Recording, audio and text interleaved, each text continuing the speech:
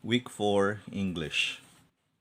Learning Strand 1, Communication Skills English. Ang pag-aaralan natin ngayon ay raising questions. So we should be able to raise questions about a particular aspect of a material viewed. So sa reference natin ay meron tayong source at ito po ay pwede nating i-type, hanapin sa YouTube para mapanood ang video. So watch the video. Write how many and what in the blanks to complete the question. So isasagot natin sa mga blanks dito ay how many at what. Intindihin lang natin ng mabuti. Okay. So ito yung mga sa column na ito ay ang information na mapapanood natin sa video. Okay. Sa bandang likuran may column ulit. At mapapanood din natin itong information na ito sa video. Okay. So, umpisahan natin dito. Papaliwanag ko muna yung mga mapapanood natin sa video. Okay. Plastic is creating a 400-year problem. So, ano daw ang nag-create ng problem? Plastic ang sagot. Plastic pollution is creating problems up to 16 generations. So, ano daw ang nagsasanhi o nag-create ng problems? Plastic pollution. 90% of plastics are not recycled. So, ilang percent daw ng plastic ang hindi na-recycle? 90%.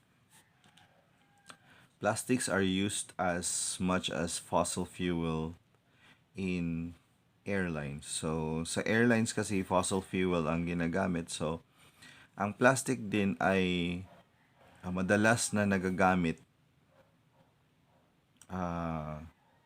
sa madalas itong nagagamit. So, ano ang madalas na nagagamit? Katulad ng fossil fuel, plastics ang sagot. So, 99% of plastics cause climate change. So, ilang percent ng plastic ang nagko-cause ng climate change? 99%. Marine animals are under threat because of plastic pollution. So, ano daw ang under threat o nasa panganib dahil sa plastic pollution? Marine animals. So, 1 million seabirds die every year. So, 1 milyong seabirds die every year. So, dalawa lang ang sagot natin sa blanks. How many, ilan, at what, ano. So, dito yan. So, itong mga katanungan, galing lang din dyan. So, ito yung information, matutulong tayong gumawa ng katanungan. So, sa katanungan na ito, ay magsisimula sila ng how many at what. Okay. So, dito tayo sa isang exercise sa likuran. Dito naman, write who, how much, what, how many. So, dati kanina what tsaka how many lang. Nadagdagan na tayo ng who at tsaka how much. So, in the blanks to complete the questions.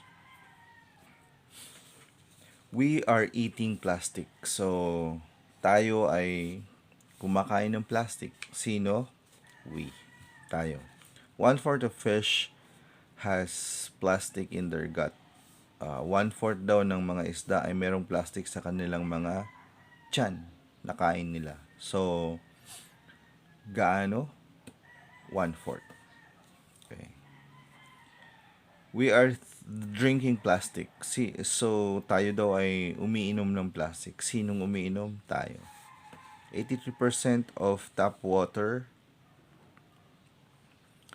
contain plastic. So, ilang percentage? 83%. We are breathing plastic. Sino ang lumalanghap ng plastic? Tayo. Microplastics are linked to air pollution. So, ano daw yung nalilink sa air pollution o sanhi ng air pollution? Microplastics. Microplastics, yung sobrang liliit na plastic, no? Parang alikabok. 13 million plastic bags and bottles were sold in the past 60 seconds. So, bawat isang minuto, 13 million plastic bags and bottles ang nabebenta. So, half of the world's plastic comes from Asia. Yung kalahati ng plastic galing sa Asia. So, dito ay ilalagay natin yung WH questions. Who, how much, what, and how many. So, para matuto tayong gumawa ng questions. Okay, sa last exercise, write the correct WH questions. So, ibig sabihin, ito yung mga WH questions. Who, how much, what, how many. Okay? So, the government, manufacturers, retailers, and consumers must come together for a solution to tackle plastic pollution. So, sino-sino daw? Yung government, manufacturers, retailers, consumers ang dapat gumawa ng paraan. Plastic pollution is creating problems up to 16 generations. So, ano daw ang nagdudulot ng problema? Plastic pollution. 13 million plastic bags and bottles were sold in the past 60 seconds. So, ilang plastic bags at ilang bottles daw ang nabebenta kada minuto. Marine animals are under threat because of plastic. So, ano ang nasa panganib? Mga marine animals.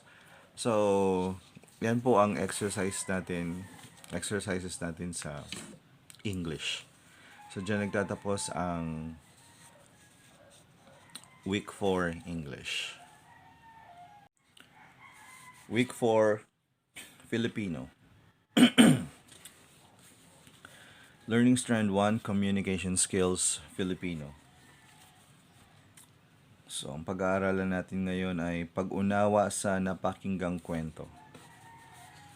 Nasasagot ang mga tanong tungkol sa napakinggang kwento batay sa tunay na pangyayari, pabula, tugma, tula. Okay, reference natin ito po. YouTube video po yan.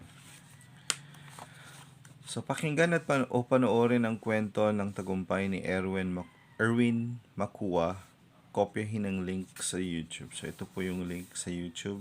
Ito mapapanood ninyo.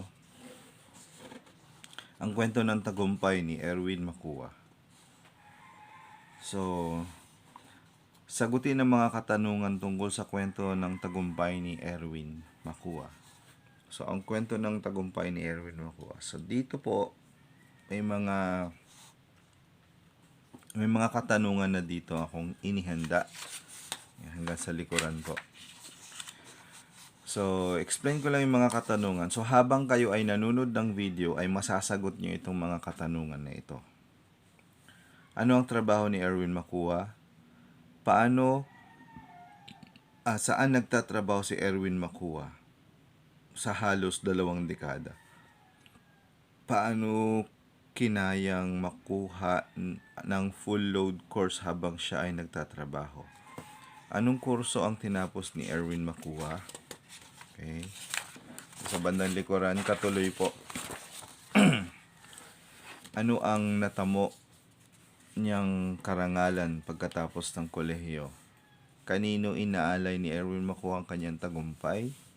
Sa inyong palagay, bakit nag-viral ang kwento ni Erwin Makua? Ano ang inyong natutunang aral sa kwento ni Erwin Makua? Okay? So, dyan po nyo ilalagay yung inyong kasagutan. Ngayon, sa exercise na ito ay gagawa kayo ng essay. Isulat ang inyong karanasan ng tagumpay, maging ito man ay simpleng kwento lamang. So, kung meron kayong mga tagumpay sa buhay, may mga learners tayo na hindi pa naman sila nagtrabaho, mga teenagers sila. Ikwento nyo na lang yung mga karanasan ng tagumpay ninyo kahit sumali kayo sa dance competition, ganyan, o kaya yung mayroon kayong group work, tapos kayo yung nagtagumpay, ganyan. O kahit anong simpleng mga bagay.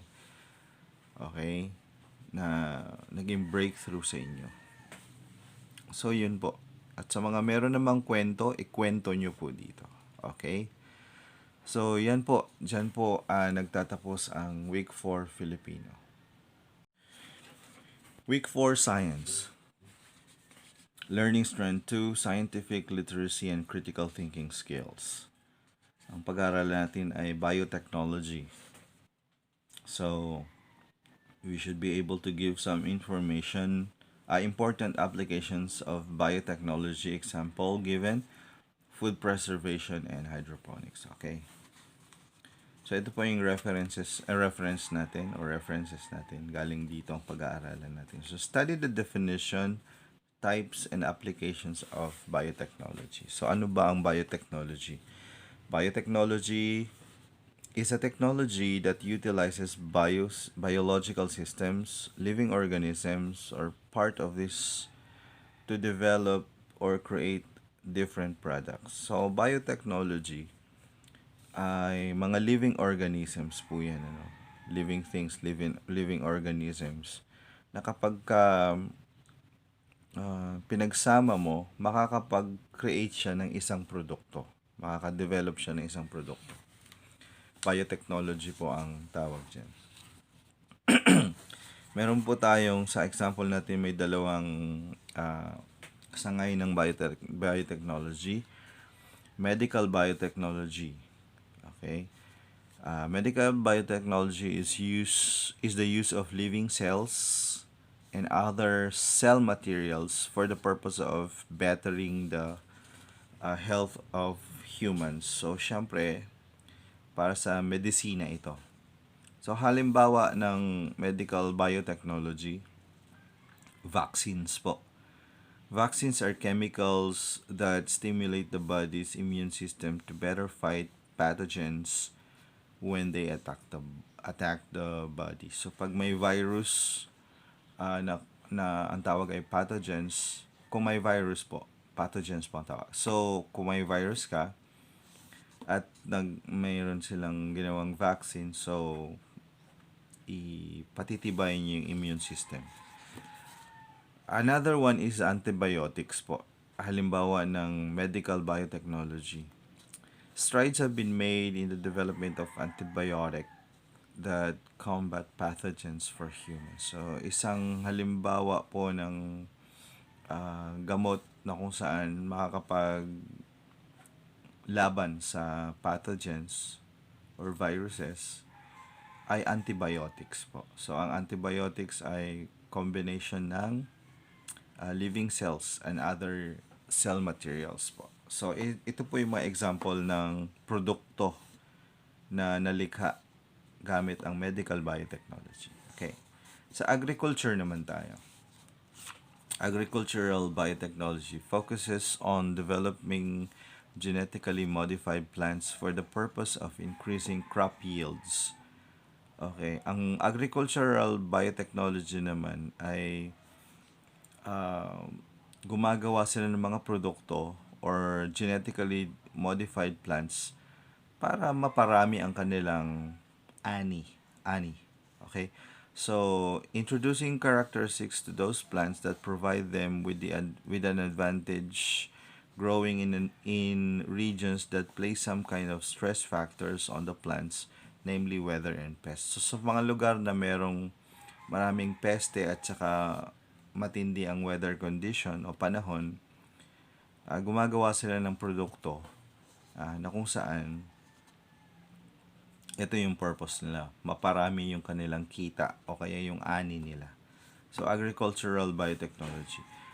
Biotechnology has provided techniques for the creation of crops that express anti-pest characteristics naturally, making them resistant to pests as opposed to having to keep dusting them and spraying them with pesticides. So, para maiwasan yung ang mga pag-spray ng pesticides, merong biotechnology o nag-create sila ng isang produkto. Selective plant and animal breeding has been a practice humans have engaged since farming began. So, okay.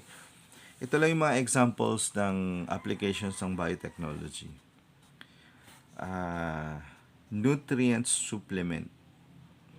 Merong living organism na tinatawag na nutrient supplement. Infusion of nutrients into food.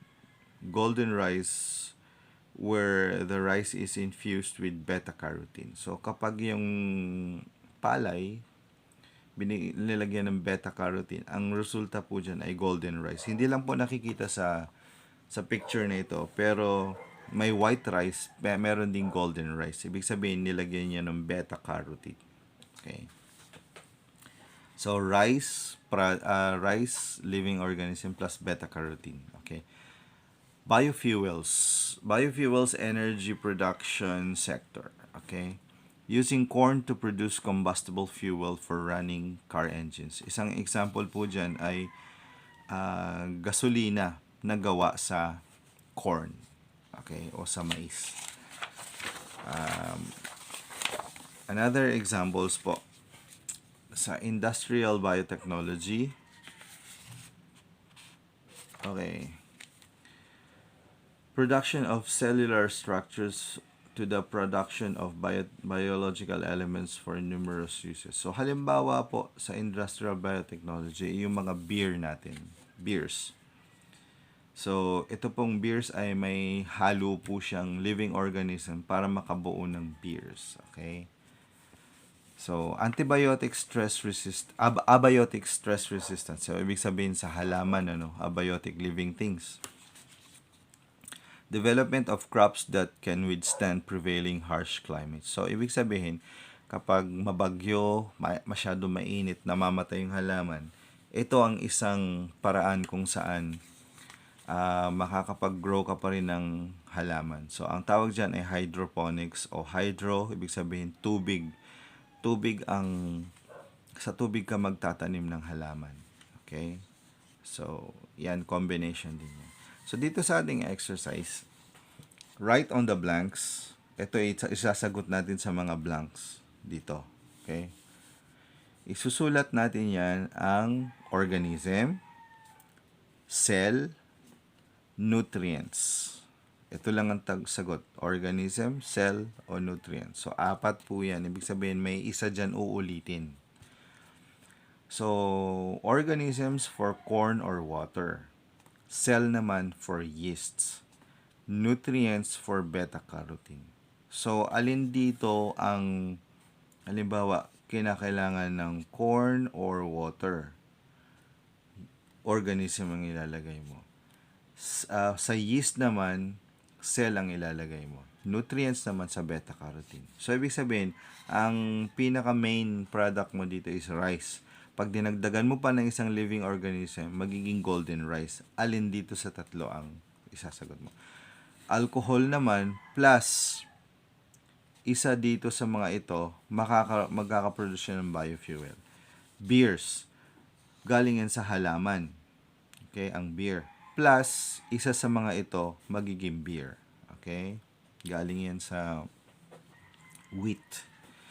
Hydroponics naman, halaman na siya, plus, isa sa mga ito, equals hydroponics. So, yan lang po, ganyan lang po kasimple. Pag naintindihan po natin yung yung ating pong applications of biotechnology, masasagot po natin ito. So, dyan po nagtatapos ang Week 4 Science.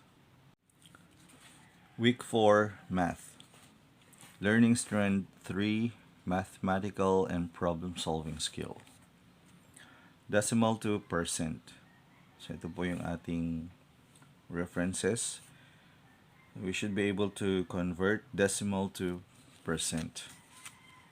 So, how to convert a decimal to percent? Ito po yung mga kaparaanan.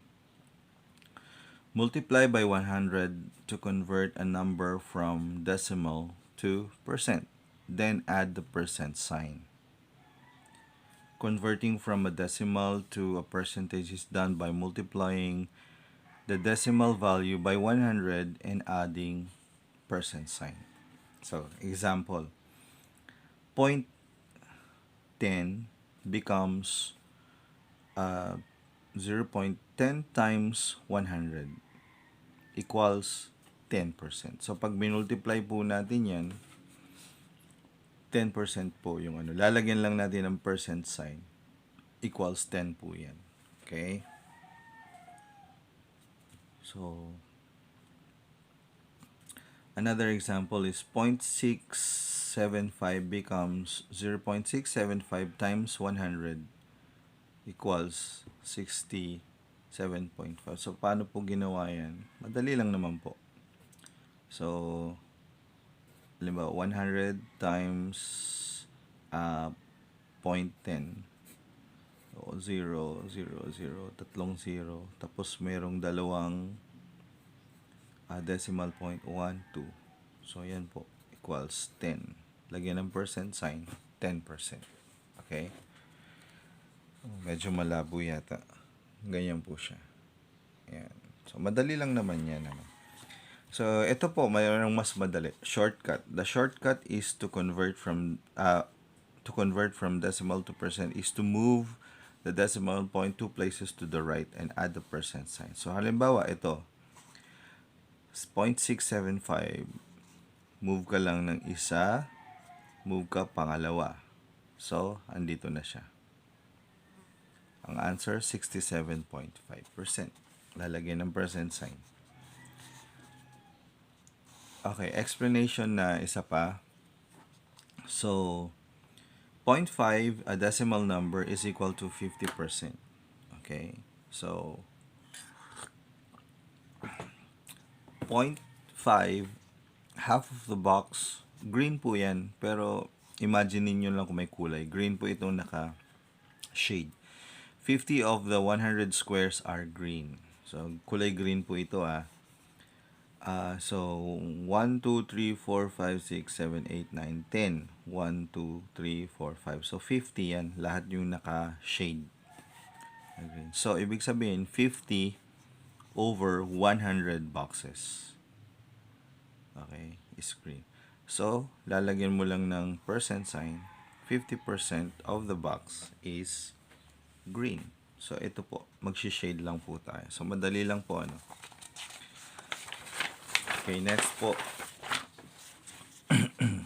So, express 0.05 as a percent. The mathematical process in converting a decimal percent to percent is as follows. Convert 0.5 to a percent. Percent means per 100 or over 100. So, to convert 0.5 to percent, we rewrite 0.5 in terms of per 100 or over 100. So, 0.5, multiply 0.5 by 100 over 100. Since 100 over 100 is equal to 1, we are only multiplying by 1, not changing the value of our number. So, ganito po itsura niyan. 0.05 times 100 over 100. So, over 1 naman to. So, 0.05 times 100 is 50. Equals 100. So, 50 over 100. So, 50 over 100 is 50 over 100 means 50 per 100. So, 50 per 100 means 50%. Okay? Or ganito na siya. So, therefore, we have shown that 0.5 is equals to 50%. Ganun lang kadali, ano. So, ito yung mathematical solution. So, ito yung shortcut. Ito rin, madali lang po yan. So, maraming paraan, pinakita lang po natin. So, para sa ating mga learners, convert from percent to decimal, use both the grid and the easy way. So, easy way, hindi na natin to sinali. Ano? So, para madali, 0.53 or 0.53, i-shade nyo lang yung 53 boxes dito. Shadean, no? Ganyan. Tapos, yung easy way, pakanan. I-move mo yung decimal point nito, pakanan. So, ano ang sagot? Lagyan ng percent sign. Okay? So, yan. Meron tayong 8.89, 0.34. So, dalawang sasagutan natin. Ito at saka ito. So, ganun lang po. Diyan po nagtatapos ang Week 4 Math. Week 4 Life and Career Skills. Learning strength for life and career skills. Life and career skills, career alignment. Yan po yung pag-aaralan natin. So, we should be able to identify possible career options align with one's interest and strengths and assets. So, ang pag-aaralan natin dito ay matukoy natin ang maaaring trabaho ah, na naka-terno, naka-pattern doon sa interest natin at sa kalakasan or assets natin. Okay? So, study the given information at the table below. So, dito, ito yung mga test the courses. Yung nasa likod, ito, no? Hanggang dito. Test the courses yung mga yun. Ito naman ang mga skills na kinakailangan para makahanap ng trabaho. Ito yung mga skills, ito yung test the courses, ito yung matutunan mong skills dito sa mga courses na to. Ito naman ang posibleng trabaho na pwede mong pasukan. Okay? So, ito na. Karalan natin. So, sa mga test the courses, number 1, food beverage services, NC2. Learn how to serve food and beverage to different guests in luxury liners, resorts, hotels, and many more. So, matututo tayong mag-serve ng pagkain sa iba't ibang guest at beverages or inumin. So, sa course na ito, food and beverage services, pwede kang maging food attendant, waiter, and waitress. Number 2, shielded metal arc welding or SMAW. NC2, learn welding carbon steel plate and pipe components. So, matuto ka mag-welding. SMAW welder ka naman. Okay. Number 3, test the course. Cookery, NC2. It provides you with knowledge and skills in menu preparation. So, magluluto ka na dito. Food packaging preparation, food presentation, and food hygiene and safety. So, gagawa ka ng produkto. Halimbawa, tosino, ganyan. So, or pastry. Depende sa pwedeng cakes o kaya nauuso ngayong mga pastry products. So, pastry cook, pwede kang maging pastry cook, pwede kang maging cold kitchen cook, hot kitchen cook. Okay. Bread and pastry production NC2. Bread and pastry production NC2 will train you on the fundamentals of pastry and dessert preparation. So, maging baker ka dito, maging pastry chef ka dito. Okay. Housekeeping NC2. Learn how to provide effective customer service naman. Preparing guest rooms sa hotel. Okay? Providing valet services. Pag magpa-park sila ng kotse, ipapark mo. Performing workplace safety and practices. Okay? So, ito yung pwede mong trabaho. Cabin attendant or room attendant. Okay. Electrical installation and maintenance NC2. Learn installing and maintaining electrical wiring and other related systems in residential buildings. So, parang electrician ka dito, mag-install ka ng mga electrical wiring. So, pwede kang maging maintenance electrician, residential wiring electrician, building wiring electrician. Computer systems servicing, NC2. Learn skills such as configuring computer systems and networks, terminating and connecting. So, computer technician ka naman dito. Okay. Ay katuloy pa pala dito. So, di ba basahin nyo na lang yan. Number 8, shielded metal arc welding. So, sa shielded metal arc welding, SMAW na ito, NC1. Like interpreting drawings, sketches, performing industry calculation and using weld materials. So, plate welder ka dito. Household Services NC2. This course consists of several lessons which include valet services, guest room services, and housekeeping. So, parang kahalintulad dun sa housekeeping, pero household. Pag-aaralan yan din natin. So, Magiging trabaho ninyo, housekeeping attendant or butler. Yan. Housekeeping NC3 naman, learn various basic accounting tasks such as uh, preparing financial reports, preparing a trial balance, and reviewing internal control systems, posting transactions. So, mas bookkeeping. So, yan yung mapag-aaralan natin, ano, basic accounting, financial reports, uh, trial and balance, reviewing internal control system. So, yan yung mga yan sa bookkeeping. So, bookkeeper or accountant clerk. So, ito yung mga TESDA courses, yung matututunan at maaari nating magiging trabaho. So, choose your preferred course. Mamili ka dito sa TESDA courses 1, 2, 3. At yung ano yung mga matututunan mo sa pinili mo, ilagay mo dito. Ano sa palagay mo ang possible jobs mo? Okay. Next is write an essay, make at least 2 to 3 sentences. Share your plans on how you will be achieving your course, skills, and possible career. Kwento mo nga dito kung ano yung gusto mong matutunan, anong courses, at paano ka magkakaroon ng trabaho. Ano yung plano mo. So, kwento mo lang dito. At yan, dyan po nagtatapos ang Life and Career Skills Week 4. Week 4, Understanding the Self and Society.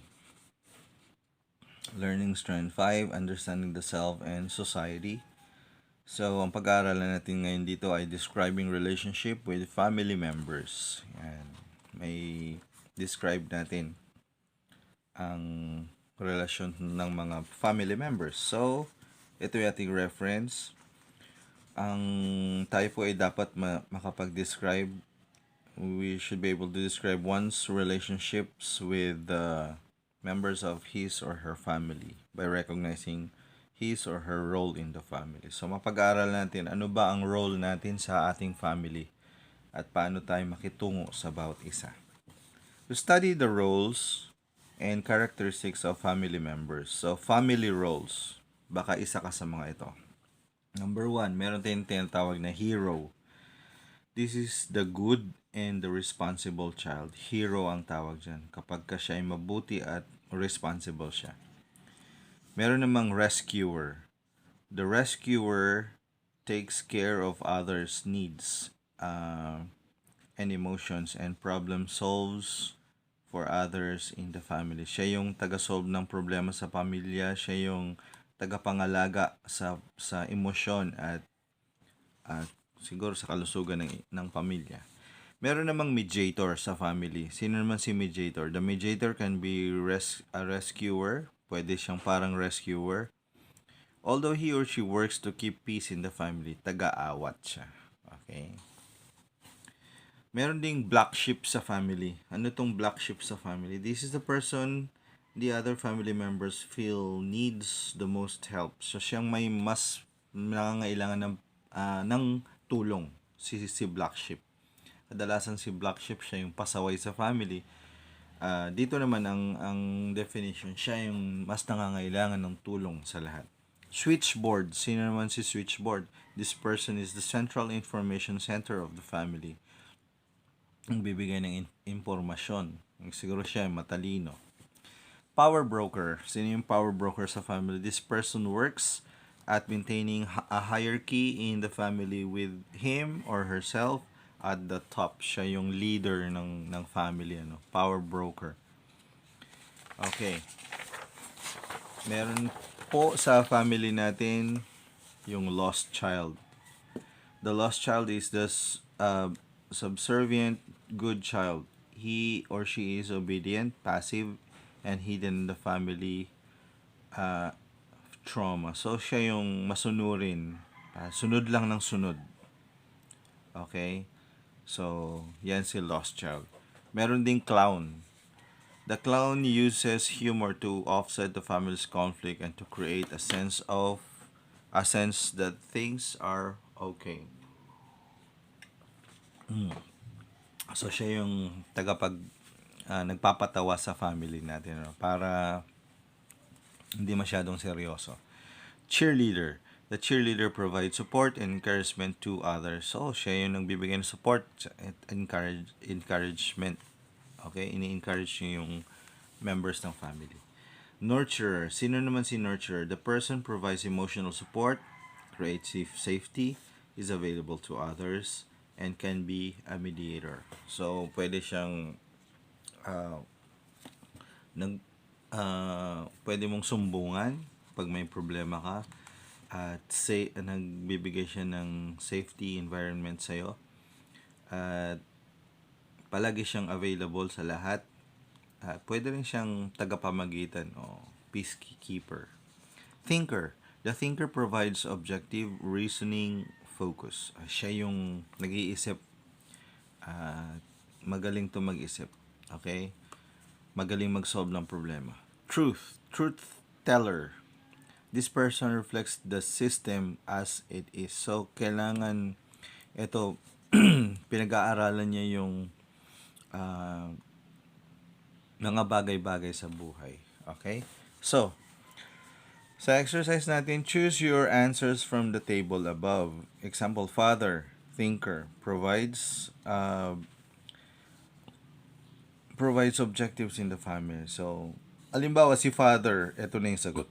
Ay, sorry po. Ito na yung sagot. Thinker siya. So, lagay niyo yan. Thinker. Provides objectives. So, si thinker, kokopyahin mo lang ito. Provides the objective and reasoning. Provides the objective in the family. Yan. Father, thinker. Ito yung sagot kay father. So, si father, thinker yan ng family. Pwedeng ganun. So, kayo bahala sumagot dito. Okay? So, ito yung members ng family. Si father, mother, brother, sister, mother, grandfather, aunt, uncle, cousin, nephew, niece. So, meron silang characteristics dito. Yan. So, pwede nyo ilagay dito yung roles. Halimbawa, thinker si father. Okay? Characteristic niya, kopyahin nyo dito. Huwag nyo nang kopyahin kompleto. Basta unawain natin. So, dyan po nagtatapos ang Understanding the Self and Society Week 4. Week 4, Digital Literacy. Learning Strand 6, Digital Literacy. Pag-aaralan natin is how to operate a computer.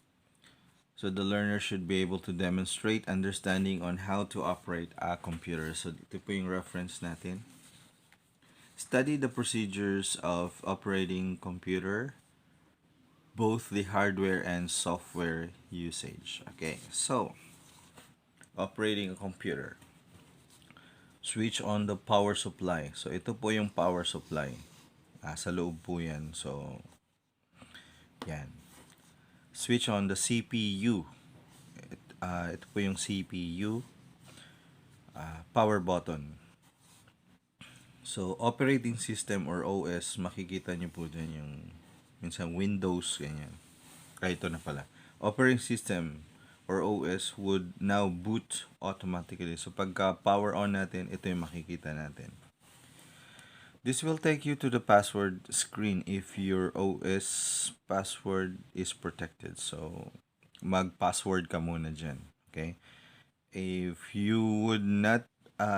not, you would now search to welcome screen and then into the home screen. Kung wala ka namang password, dire-diretso na yun. Tuloy-tuloy. Okay? So, hardware, software. Okay. Dito naman tayo. Recycle bin.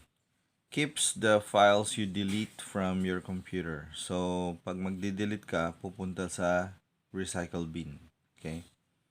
So, you have a second chance at recovering them later on. Kapag kinakailangan mo yung binura mo, pwede mo pa siyang i-open ulit. Internet Explorer, basic internet browser. So, browser po, halimbawa lang po yan ng isang browser, no? Explorer, provided by Microsoft to surf the internet. Okay.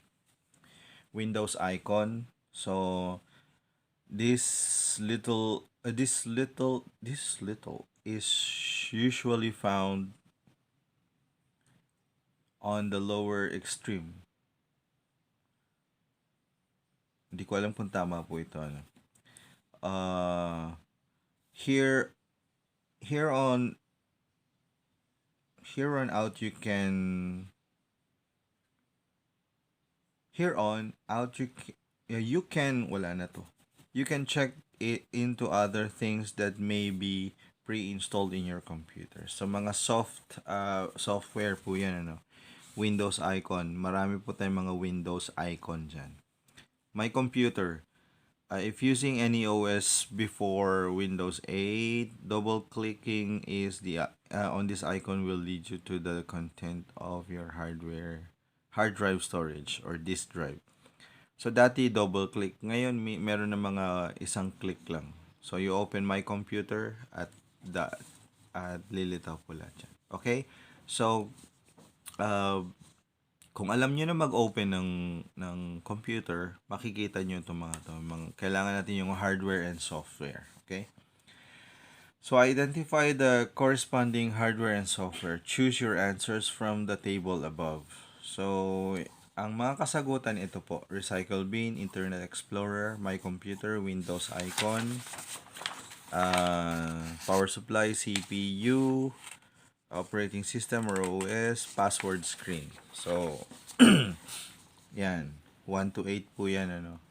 So, dito po nakalagay yung kanilang definition. Then, ilagay nyo po. Halimbawa, my computer dito. Okay? So, often abbreviated as IE or MSIE. Yan. An electrical device that supplies electric power and to an electric load. A folder or directory where deleted items are temporarily stored. A software which performs all the basic tasks like file management, memory management, process management, handling input and output, and controlling peripheral devices such as disk drive and printers. So a piece of hardware that carries out the instruction of the computer, a gateway to all the data stored in the computer, attached device, the network, as well as the shortcut to most of your system information. A string characters used to verify identify of a user during the authentication process. You will see the menu. So dito po 'yan ano. Ang kasagutan andito lang po sa katulad po nito, yung mga naka-highlight. So yan po, diyan po nagtatapos ang Digital Literacy Week 4.